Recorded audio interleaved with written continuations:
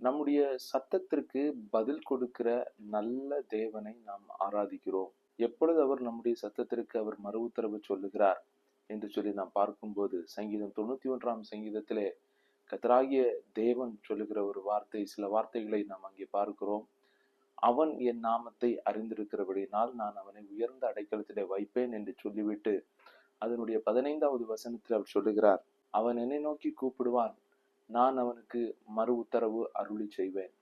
இன்றைக்கு நாம் அநேகரை கூப்பிடுகிறோம், நம்முடைய உதவிக்காக அநேகரை நாம் அழைக்கிறோம்.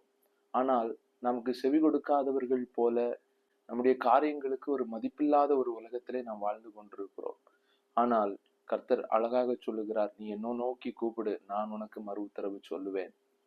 இன்றைக்கு நம்முடைய வாழ்க்கையில எந்த ஒரு சூழ்நிலையிலும் கர்த்தரை நோக்கி கூப்பிட நாம் கற்றுக்கொள்வோம்.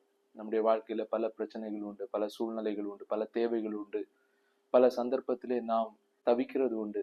இவைகளின் மத்தியிலும் நாம் கர்த்தரை நோக்கி கூப்பிட கற்றுக்கொள்வோம்.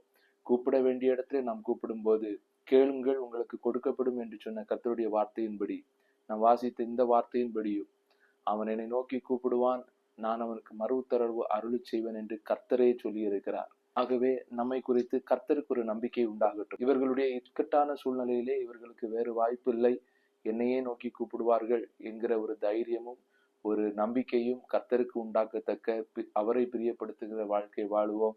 கர்த்தர் நிச்சயமாய் ஆசீர்வதிப்பார். Praise the Lord.